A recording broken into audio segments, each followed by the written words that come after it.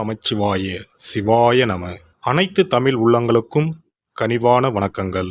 நிகழும் ஸ்ரீ மங்களகரமான சோபகிருது ஆண்டு மார்கழி மாதம் 15ஆம் தேதி பின்னிரவு 16ஆம் தேதி முன்னிரவு திங்கள் கிழமை அன்று பஞ்சமியும் மகம் நட்சத்திரமும் பிரீத்தி நாமயோகமும் கௌளவ கர்ணமும் சித்தயோகமும் கூடிய சுபயோக சுபதினத்தில் உதயாதி இரவு 12 மணிக்கு கன்னியா லக்னத்தில் ரிஷப நவா அம்சமும் மகர திரிகோணமும் கொண்டு இந்த சீர்மிகு ஜனவரி மாதம் பிறக்கிறது.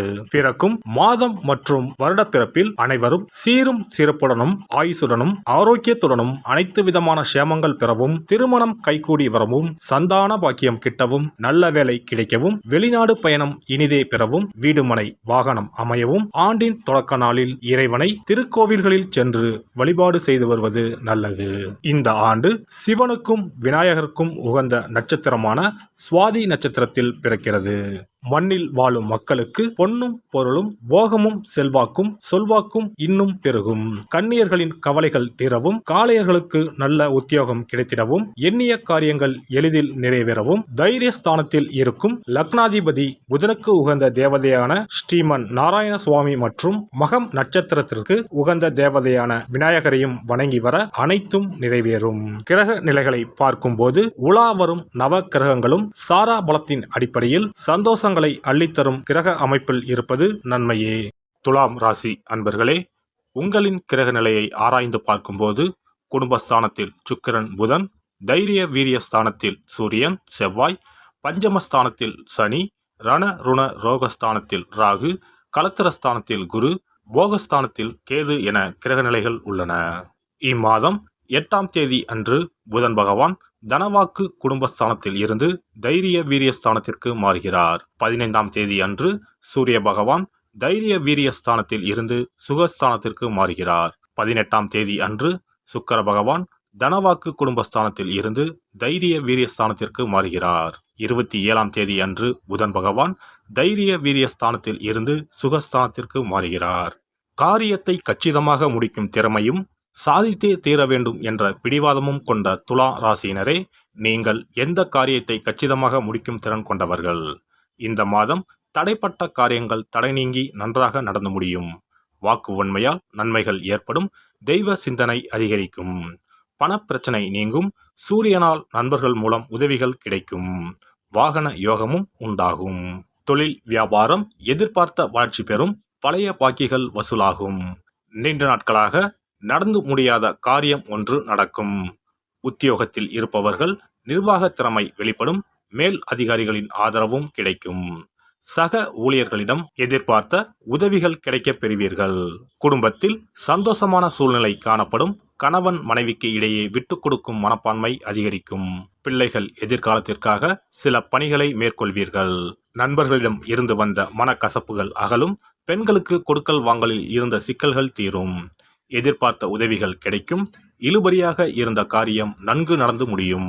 அரசியல்வாதிகளின் பதவிகளுக்கு நெருங்கிய நண்பர்கள் மூலமாகவே சில இடையூறுகள் ஏற்படலாம். அதனால் எவரிடமும் மனம் திறந்து பேச வேண்டாம். மற்றபடி தொண்டர்கள் உங்கள் பேச்சை கேட்டு நடப்பதால் உற்சாகம் அடைவீர்கள். உங்கள் செயல்களை நேர்த்தியாக செய்வீர்கள். கலைத்துறையினர் சுமாரான வாய்ப்புகளையே பெறுவீர்கள். ரசிகர்களின் ஆதரவும் எதிர்பார்க்கும் அளவுக்கு இருக்காது. புகழை தக்க வைத்துக் கொள்ள சீரிய முயற்சிகளை மேற்கொள்ள வேண்டியிருக்கும். மாணவர்களுக்கு கல்வியில் திறமை வெளிப்படும். மற்றவர்கள் பாராட்டும் கிடைக்கும். நட்சத்திர பலன்கள். சித்திரை 3-4 பாதங்கள்.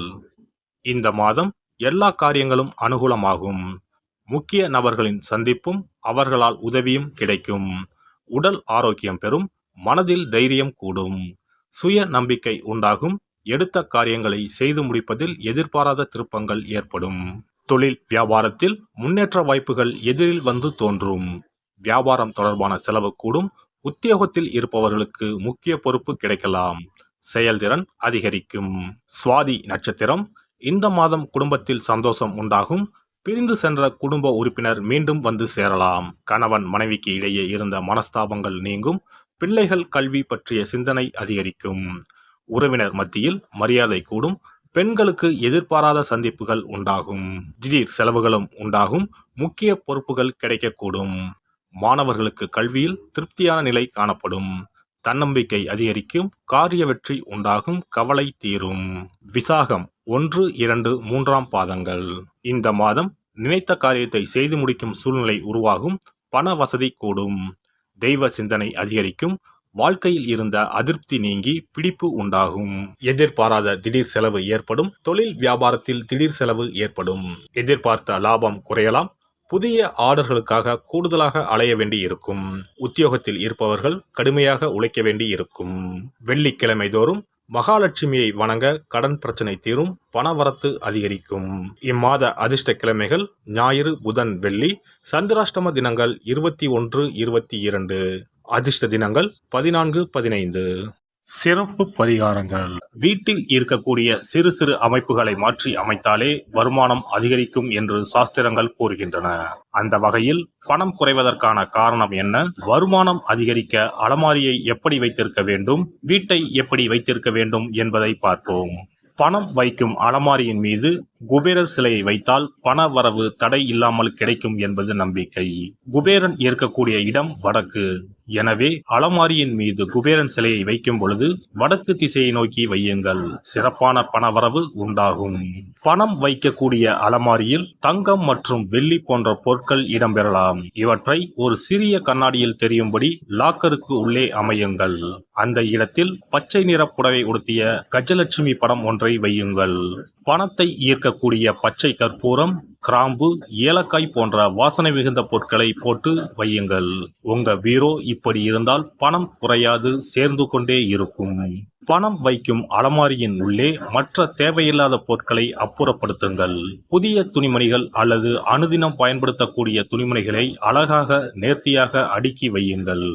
பூச்சிகள், தூசுகள் சேராமல் ரசக்கற்பூரத்தை போட்டு வையுங்கள். கூர்மையான ஆயுதங்கள் அல்லது இரும்பு சார்ந்த பொருட்களை வைக்காதீர்கள்.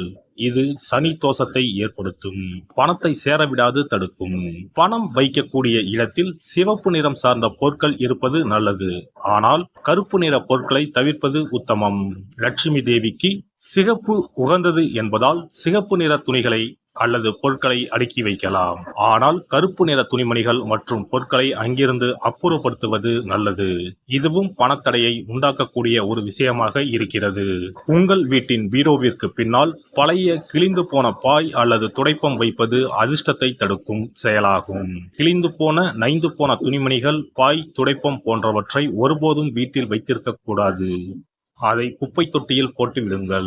வீண் விரயம், மருத்துவ செலவுகள், அனாமத்தாக பணம் செலவழிவது போன்றவை இருந்தால் உங்களுடைய வீட்டில் இருக்கக்கூடிய கழிவறை மற்றும் பாத்ரூம் கதவுகளை எப்பொழுதும் மூடி வைத்திருக்கிறீர்களா என்பதை கவனியுங்கள். பழங்காலங்களில் இவை வெளியே இருந்தன. ஆனால் மாடர்ன் உலகில் வீட்டிற்கு உள்ளே இருப்பதால் இவற்றை திறந்த நிலையில் வைத்திருந்தால் பணமானது வீண் செலவழியும் என்று வாஸ்து சாஸ்திரம் கூறுகிறது. வீட்டின் பின்புறம் ஒற்றை மரம் இருப்பது நல்லதல்ல. ஒற்றை மரம் பின்புறம் இருந்தால் குடும்பத்திற்கு ஆகாது. சண்டை சச்சரவுகள் அடிக்கடி வரும் என்று நம்பப்படுகிறது. மேலும் இது பணத்தடையை ஏற்படுத்தி வருமானத்தை குறை செய்யும். மரம் வளர்த்தால் இடைவெளி விட்டு நிறைய மரங்களை வளருங்கள்.